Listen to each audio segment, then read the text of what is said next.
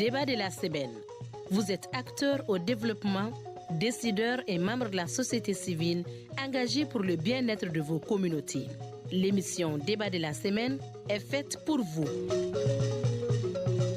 Débat de la semaine, c'est chaque samedi à partir de 11h sur la Radio Nationale 92.0 MHz.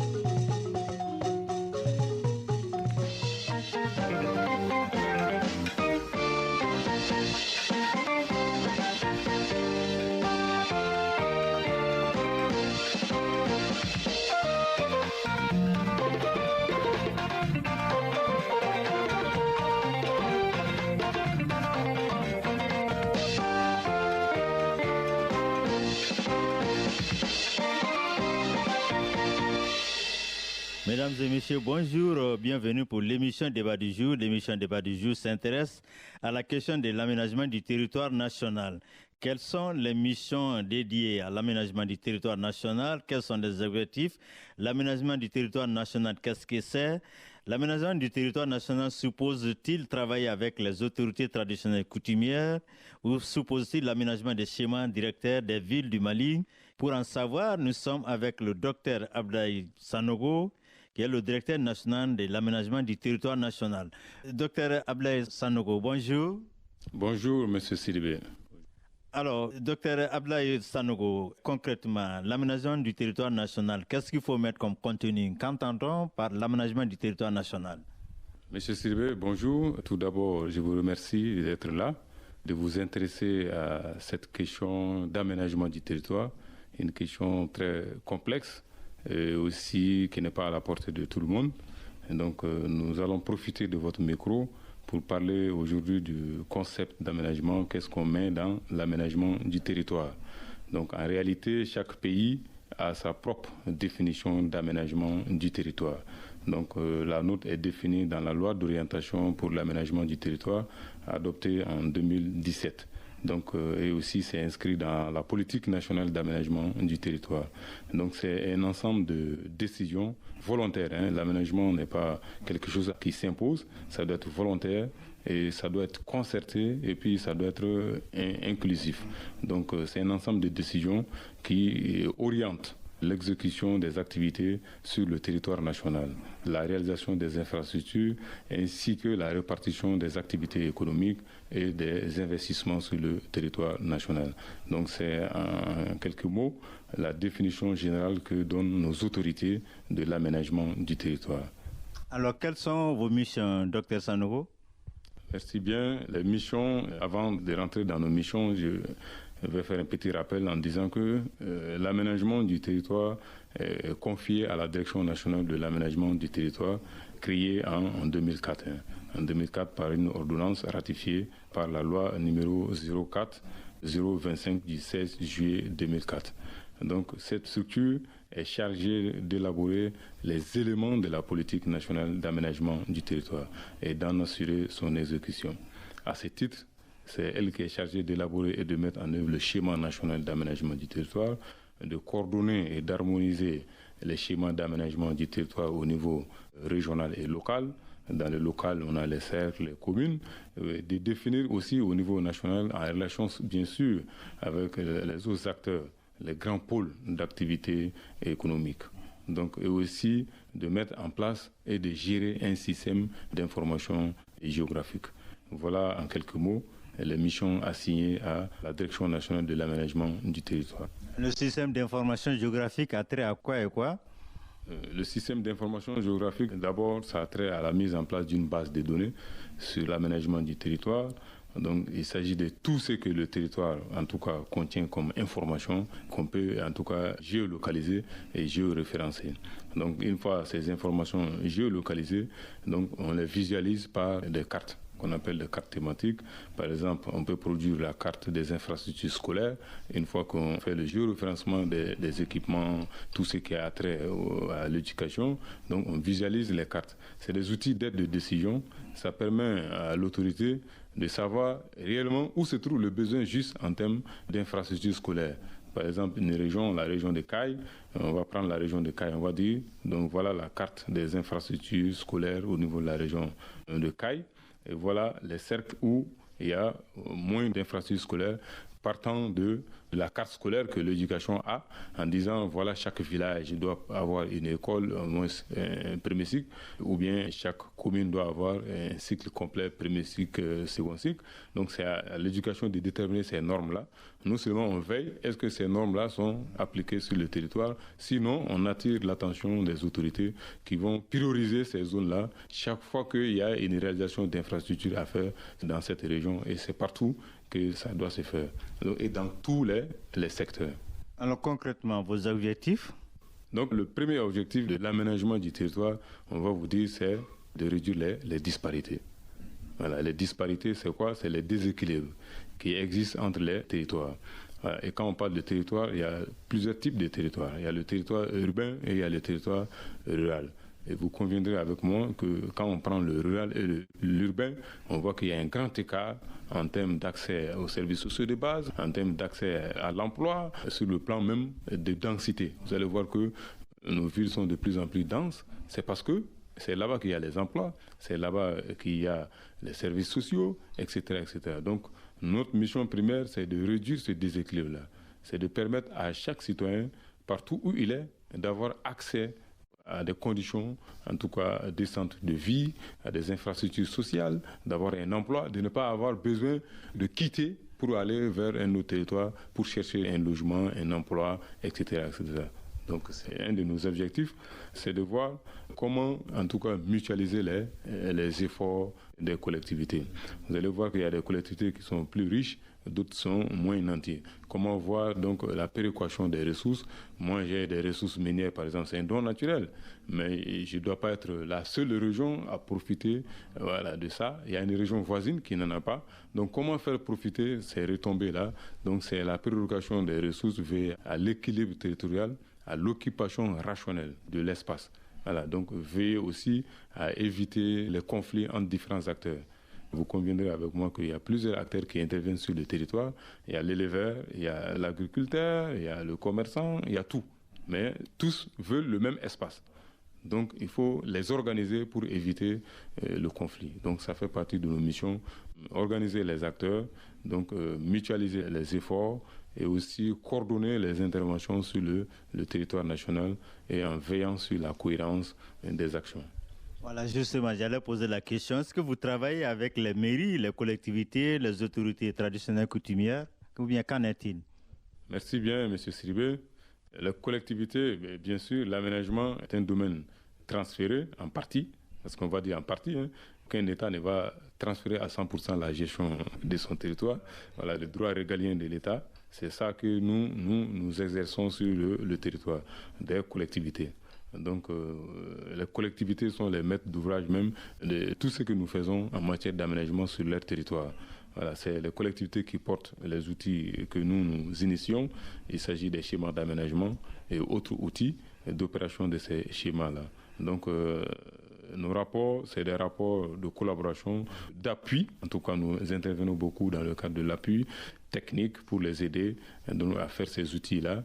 Aussi, nous veillons sur les orientations du niveau national. Est-ce que ce que le gouvernement malien envisage de faire en matière d'aménagement du territoire, est-ce que le niveau local, la commune qui est là, est en train de prendre en compte ces orientations-là? Nous veillons, nous les partageons ces orientations et nous veillons à ce que ces orientations soient prises en compte. Parce qu'au Mali, c'est un État unitaire, donc aucun territoire ne doit s'aménager de façon autonome. Voilà, donc tout doit se faire dans le cadre des orientations globales que le gouvernement donne. Je rappelle aux auditeurs que nous sommes avec Dr Abdoulaye Sanogo, il est le directeur national de l'aménagement du territoire national. Alors concrètement, M. Traoré, est-ce que vous êtes à la base des schémas d'aménagement des territoires ou bien comment ça se passe? Merci bien, M. Sidibé. Donc, nous sommes à la base d'un seul schéma. Il y a une seule compétence en matière de schéma qui reste toujours dans les prérogatives de l'État. Donc ça, c'est le schéma national d'aménagement du territoire. Donc avec l'avènement de la décentralisation, donc une partie des prérogatives de l'État en matière de schéma a été transférée aux collectivités territoriales. Comme je le disais tantôt, notre rôle, c'est de veiller à ce que les orientations nationales soient prises en compte dans ces documents. C'est aussi d'appuyer les collectivités à élaborer ces outils-là. Donc les outils des collectivités sont initiées par les collectivités avec notre appui. Donc on peut dire que les schémas, normalement, sont du ressort des collectivités territoriales. Mais vu la limitation des ressources, des moyens de ces collectivités-là, donc l'État est obligé de faire un apport, de souvent mobiliser les ressources nécessaires pour aider ces collectivités à avoir ces outils-là. On dit que l'aménagement du territoire, c'est une forme d'appropriation du territoire. Est-ce que c'est le cas aujourd'hui? Est-ce que le pays dispose aujourd'hui d'un cadastre ou bien tendons vers la finalisation, la mise en place en œuvre d'un cadastre? Merci bien, M. Sidibé. C'est vrai, quand on parle d'aménagement du territoire, nous l'avons dit, nous ne sommes pas des forces de sécurité, mais nous sommes en partie aussi chargés de la surveillance du territoire. Donc, et notre surveillance, ce n'est pas dans le cadre sécuritaire, mais dans le cadre du développement. C'est pour attirer l'attention des décideurs, toujours sur des territoires qui ont besoin. Et aussi attirer leur attention sur les priorités des territoires. Parce que le Mali, c'est un territoire donc vaste, mais cela ne veut pas dire que c'est une opportunité. Nous pensons que c'est une opportunité à saisir. Et pour la saisir, il faut développer un certain nombre d'instruments. Et parmi ces instruments, vous-même l'avez vu, on a parlé d'un système d'information géographique. Voilà, ça s'est fait sur la base des outils informatiques à mettre en place, donc, et des outils cartographiques qui vont nous permettre, à un cliquement de doigt, sur notre plateforme site web qu'on a, donc de savoir est-ce que cette zone, par exemple, dispose de centres de santé, en tout cas bien répartis à l'intérieur du territoire, parce qu'il y a une répartition, quand vous prenez en termes de nombre, vous n'allez pas voir l'aménagement du territoire. Par exemple, vous pouvez prendre la région de Ségasso, on va dire Ségasso a 300, 400, c'est un exemple, 300, 400 écoles, vous allez dire, Koulikoro a 200 écoles. Donc, ça veut dire que Ségasso a plus d'écoles que Koulikoro. Donc, le besoin, c'est Koulikoro. Mais quand vous rentrez à l'intérieur, vous allez voir qu'à Koulikoro, presque tous les villages ont une école. Mais à Ségasso, les 300 écoles-là sont concentrées peut-être dans la ville, dans quelques villes. Donc, vous allez voir que la disparité ne peut pas être vue avec le nombre et autres là. Donc, c'est pourquoi le besoin de viabiliser et de visualiser à travers une cartographie très claire va s'imposer. Donc, c'est pourquoi, aujourd'hui, nous ne sommes pas les seuls acteurs, nous coordonnons les interventions des autres acteurs. Donc nous collectons les informations auprès des autres acteurs et nous visualisons progressivement ces informations-là. Récemment, on vient de terminer avec la carte sanitaire du cercle de Koutiala après une mission de géoréférencement. Et quand on a mis ce document à la disposition des autorités sur la place, donc ils ont quand même dit que mais vraiment c'est un outil indispensable. Ça permet même aux médecins-chefs de savoir voilà le nombre de CSCOM qui se trouvent dans ma zone d'intervention, voilà les maternités, même si ce n'est pas des maternités créées suivant la loi, parce que nous, on ne dit pas que nous, c'est la présence de l'infrastructure. Voilà, donc si vous avez l'information que l'infrastructure existe, si elle n'est pas formelle, maintenant les autorités habilitées prennent les mesures pour dire qu'il y a une infrastructure sanitaire qui existe, mais qui ne respecte pas les normes, donc il faut les exiger au respect des textes, ou bien il faut les fermer. Mais en tout cas, ils ont l'information. Donc ça permet de mieux surveiller le territoire, de ne pas permettre à n'importe qui de s'installer. Vous allez voir que dans le domaine de la santé, il y a plusieurs cabinets de soins qui sont installés, par-ci, par-là, mais ils n'ont pas d'autorisation préalable. Notre intervention les permet d'avoir ces informations-là aussi, même si notre objectif premier n'est pas de détecter ça. Notre objectif, c'est de dire est-ce que les citoyens ont accès à la santé à travers les infrastructures dans les rayons normés. Si tel est le cas, nous on dit en tout cas les citoyens ont accès. Quelles sont les formes, les champs d'application de l'aménagement du territoire? Donc, comme je le disais, l'aménagement obéit à deux grandes formes, en tout cas principales.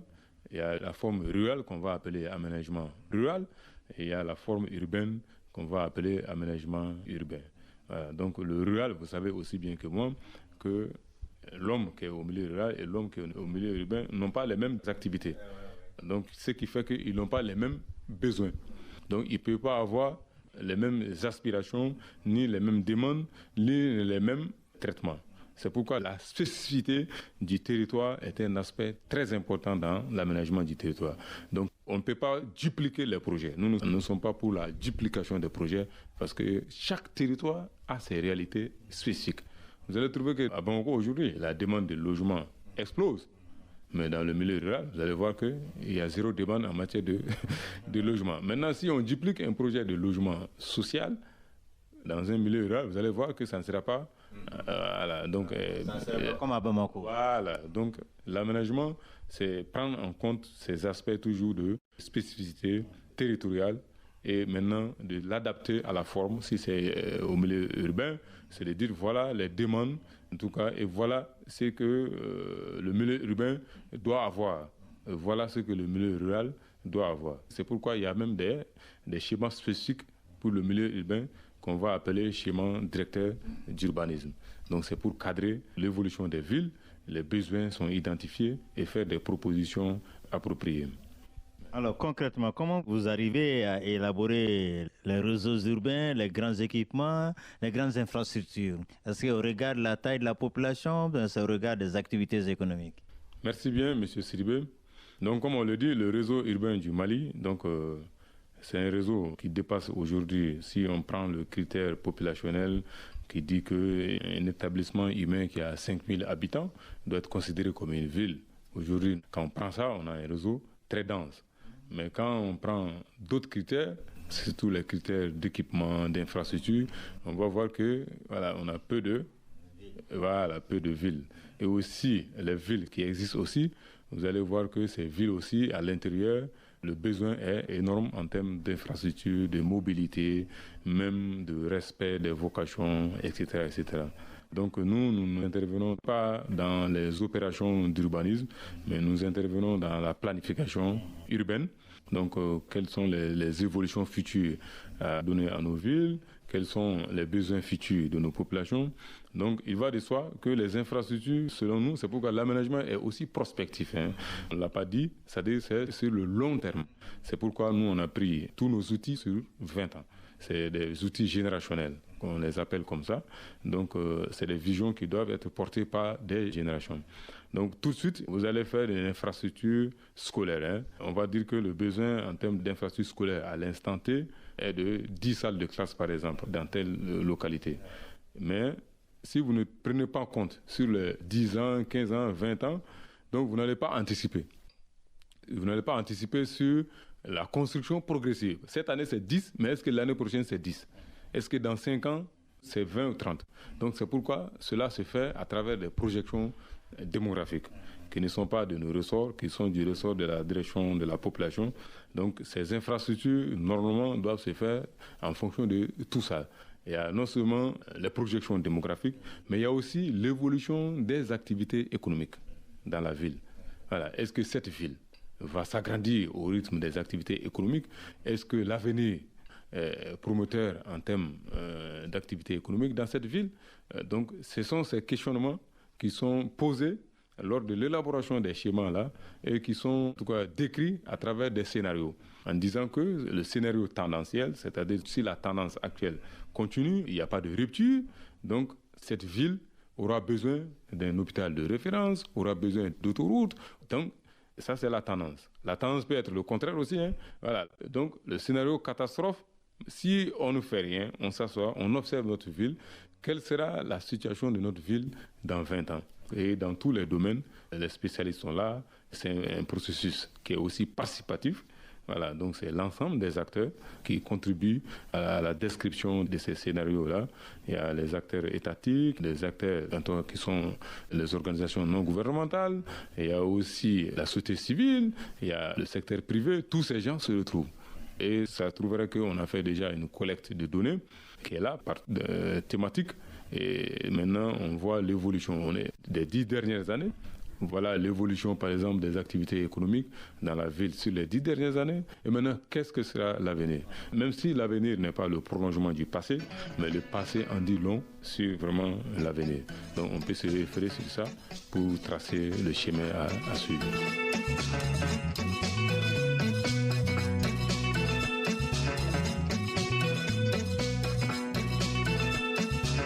Je rappelle aux auditeurs que nous sommes avec Dr Abdoulaye Sanogo, il est le directeur national de l'aménagement du territoire national. Alors concrètement, est-ce que vous pouvez dire, Dr Sanogo, que l'aménagement du territoire peut déboucher sur une certaine forme de spécialisation des régions en matière de développement? Merci bien, M. Sidibé. C'est vrai, la spécialisation des régions, c'est toujours des questions qui reviennent à l'aménagement du territoire. Donc il y a beaucoup de régions même dans le temps qui se sont spécialisées. Peut-être pas dans notre pays, mais ailleurs, dans les pays industrialisés. Donc la première vision de l'aménagement, c'était de spécialiser les régions. Chaque région qui a un avantage, en tout cas comparatif dans un domaine, on l'excelle dans ces domaines-là. Et les autres régions viennent dépendre de celles qui excellent dans ce domaine, ce qui nécessite la mise en place d'infrastructures. C'est pourquoi dans ces pays, vous allez voir qu'il y a beaucoup d'infrastructures de transport, routes, aériens, voilà. En tout cas, pour désenclaver ces régions qui se sont spécialisées dans des domaines. Mais les réflexions ont continué, ont mûri, on a vu que une région peut se spécialiser, mais le risque est que si une région se spécialise, elle ne doit pas se spécialiser autour d'une ressource naturelle non renouvelable. Par exemple, quand une ville où il y a les activités d'extraction de l'or, ou bien une région, en tout cas densément riche en or, où l'or est exploité, si la région se spécialise seulement dans l'exploitation et le raffinage de l'or, et s'il n'y a plus d'or, vous voyez déjà, cette région va tomber voilà, et les gens vont forcément chercher à quitter pour aller vers des régions.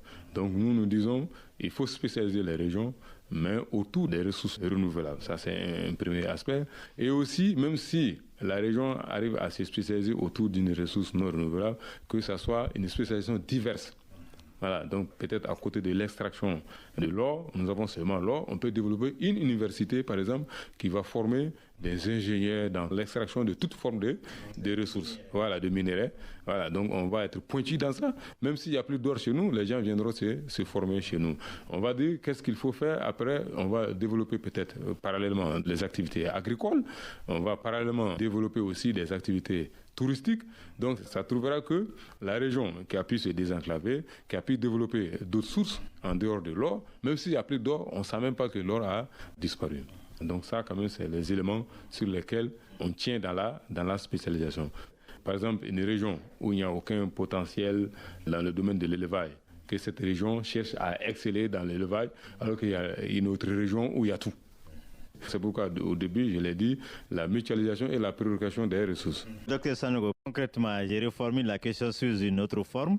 Est-ce que peut-on donner une certaine attractivité aux villes et une certaine compétitivité à partir de l'aménagement du territoire, aux régions, aux villes?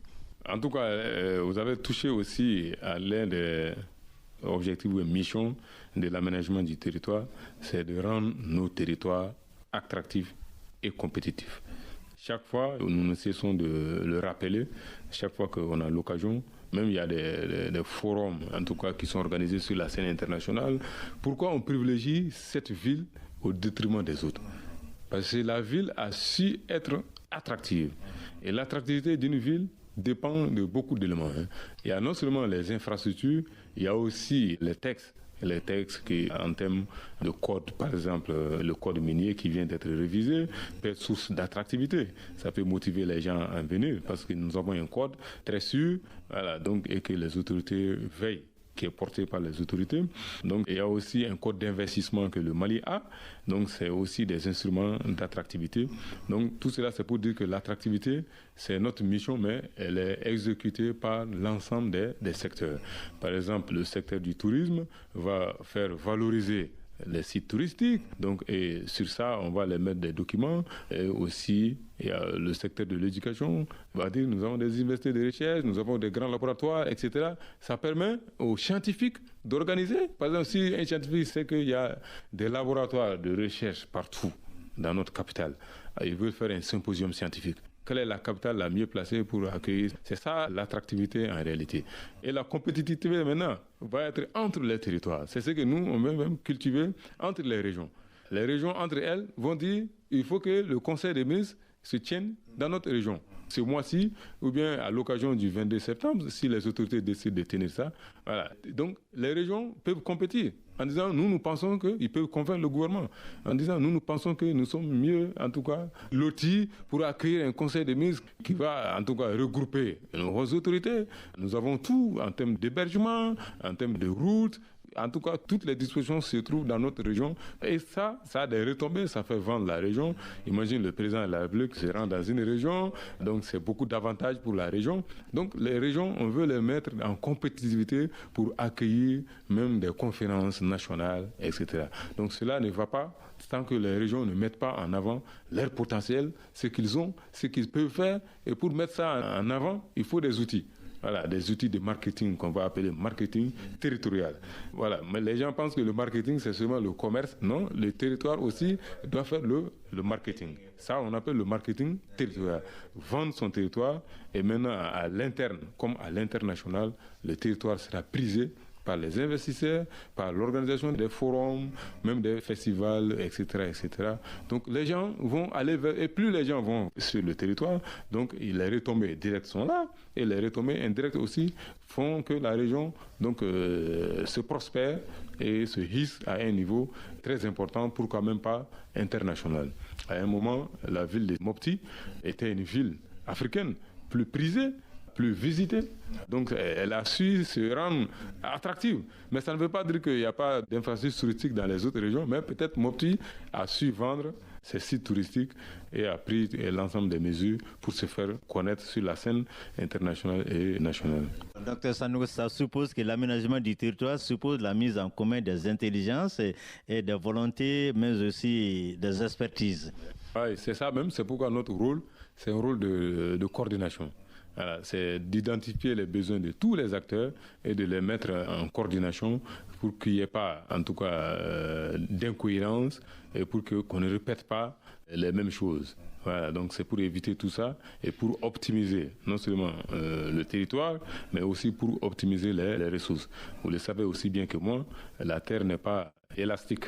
Bien vrai que nous avons, les gens, quand nous on parle de rationalisation en termes d'occupation du Mali, les gens, le Mali est très vaste, non, il ne faut pas rationaliser, mais quand on ne rationalise pas là, dites-vous que quand on occupe un espace, ça devient un espace de moyens. Voilà. Et ça transforme toute la vocation. Ça transforme, ça peut même être un synonyme de blocage de fonctionnalité de l'espace. Imaginez-vous une zone industrielle dans un quartier à usage résidentiel. Vous voyez, donc la zone industrielle va bloquer la fonctionnalité, la commodité et tout ça. Voilà. Donc, et si il a tous les documents appropriés pour s'installer, bon, et si l'État lui demande de partir, ça demande à l'État aussi de l'indemniser. Voilà. Et ces ressources-là, si on avait pris les mesures avant, pour que lui ne s'installe pas dans cette zone.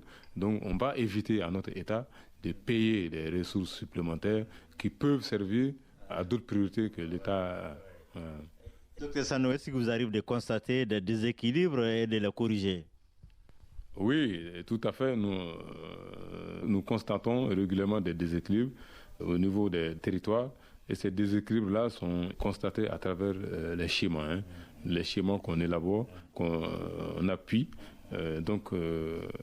Constatent, font des constats, font des analyses, comme je le disais, font des projections et font des propositions de correction, de déséquilibre.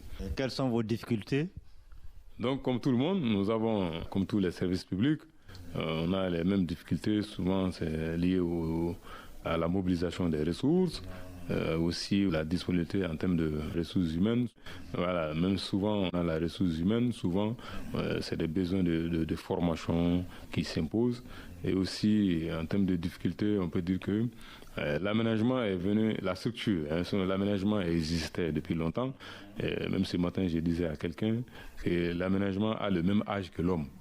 Voilà, parce que l'homme, quand il est venu, il a trouvé, pour même dire que l'aménagement est plus âgé que l'homme, parce que l'homme est venu trouver l'espace sur le terrain. Mais l'homme, quand il trouve un espace, il veut faire quoi? Il veut le façonner en fonction de ses besoins. Voilà, donc nous, on est venu en avant, mais la structure est venue après les autres. Donc on a un problème souvent de compréhension. Souvent certains secteurs pensent que voilà, on veut les contrôler, on veut les... Non, notre mission c'est pas ça. C'est seulement les aider. Comme on l'a dit, c'est des outils d'aide à la prise de décision que nous, on produit ici. Donc tout ce que nous, on fait, c'est mieux coordonner, c'est mieux rationaliser les ressources, c'est aussi occuper de façon rationnelle l'espace pour éviter d'étaler des villes sur des espaces. Et le désordre, c'est des outils de prévention, c'est des outils d'aide à la décision, c'est pas des outils pour aller contrôler qu'est-ce que l'autre l'a fait, est-ce que c'est bien, non. Nous, vraiment, c'est dans la prévention qu'on s'inscrit et aussi dans l'avenir.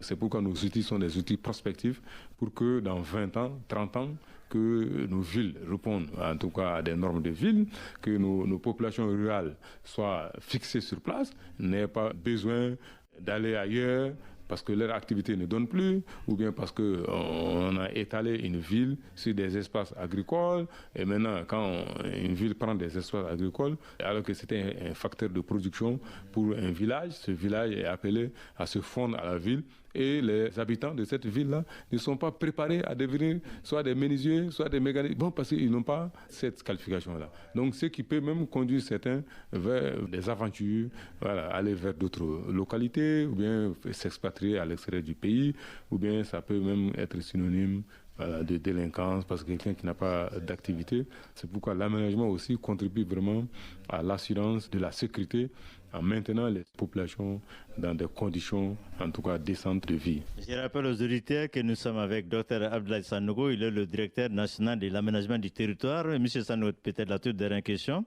Alors, les villes futures du Mali se dessinent-elles aujourd'hui au lieu des villes qui s'étendent à l'infini? Oui, merci bien. Cette question est une question, en tout cas, très importante. Vous le constatez aussi bien que moi, que quand on voit l'évolution de nos villes, on voit qu'elles ne se dessinaient pas. C'est pourquoi les autorités du Mali, notamment, en tout cas, nous, notre ministère de tutelle, donc à pied d'œuvre pour que désormais nos villes se dessinent, que ce ne soient pas des villes qui évoluent dans tous les sens, que ce soit des villes qui sont bien cadrées. Et même ce matin, on échangeait sur des initiatives qui vont permettre d'éviter l'étalement anarchique de nos villes, qui vont en tout cas éviter le désordre en termes d'activité urbaine. Vous conviendrez avec moi que quand un atelier de soudure est contigu à une école, par exemple, donc les bruits sonores empêche même les élèves d'entendre et les enseignants souvent passent toutes les journées à crier. Et quand une école est contiguë à une grande artère par exemple, on peut citer même des écoles pareilles, l'école fondamentale du quartier Mali qui est tout juste au bord du goudron, vous voyez le bruit des véhicules et les salles de classe ne sont pas construites. Donc les élèves sont chaque fois distraits par des bruits, soit des accidents, soit etc. Et puis même pour traverser le goudron, donc nous disons donc la fonctionnalité de l'espace là n'est pas appropriée. Si l'aménagement est interrogé, on dit cette école en tout cas mérite d'être déplacée à l'intérieur, donc ou bien la route ne devrait pas suivre ce tracé-là. Donc voilà en tout cas ces ambitions et les autorités sont à pied d'œuvre pour initier des textes et réviser d'autres pour pouvoir en tout cas prendre en compte toutes ces préoccupations-là pour faire de nos villes des villes intelligentes, des villes nouvelles qui répondent vraiment aux normes de ville. Et tout cela, c'est fait au bénéfice des populations. C'est fait au bénéfice des populations pour que les populations, quand tu quittes la maison pour aller au lieu de travail, que tu ne passes pas inutilement 3 à 4 heures de temps. Et aussi, quand tu veux accéder à une infrastructure de santé, que toutes les fonctionnalités soient réunies. Vous conviendrez avec moi que peut-être dans le quartier dans lequel nous sommes, la CI 2000, vous sortez, vous ne voyez même pas de parking public ni rien. Souvent, donc, les gens sont obligés d'abandonner leurs véhicules au bord des routes. Ça aussi, ça amène des désagréments auprès des usagers de ces routes-là. Donc, les fonctionnalités des espaces vraiment sont très importantes à mettre en place. Donc, et nous, nos outils, c'est pour vraiment rendre non seulement l'espace opérationnel, mais pour le rendre aussi fonctionnel. Donc, et aussi la conformité des cohabitations. Parce qu'il y a une activité qui ne peut pas cohabiter avec une autre. Mais si on ne veille pas sur ça, bon, les citoyens, chacun dit que voilà, moi j'ai un titre de propriété et j'en fais l'usage que je veux. Voilà, c'est pourquoi nous, on est en pleine réflexion pour, en tout cas, même si vous avez un titre de propriété, la nature du projet à développer est en fonction de la vocation de l'espace. Donc, on verra bien, est-ce que votre activité peut ou bien doit se dérouler sur ce site-là? Est-ce qu'il n'y a pas d'autres sites mieux indiquer que le site que vous convoitez. Donc ça, c'est des instruments, si on arrive à les mettre en place, vont beaucoup aider les villes à bien se dessiner, à être des villes, en tout cas modernes, comme je le disais, et à vraiment être des villes à hauteur de souhait et à permettre aux citadins, aussi bien qu'à l'ensemble des Maliens, de profiter des villes. Moi, je ne cesse de le dire, une ville, c'est un espace créateur de richesse, et une ville, c'est un espace qui doit structurer tout son environnement. Voilà. Donc, une ville, c'est un espace qui offre des services. Donc, et une ville, c'est un espace aussi qui a besoin des services. Parce que la ville s'approvisionne à partir du milieu rural. Imagine si la ville bloque le milieu rural, elle n'aura pas les approvisionnements nécessaires. Donc ça bloque aussi son épanouissement. Donc la ville aussi, pour mieux offrir des services, doit aussi protéger ceux qui sont dans son environnement, ce qui l'évite à s'étaler de façon anarchique sur nos espaces agricoles. Dr Sanogo, que Dieu vous entende.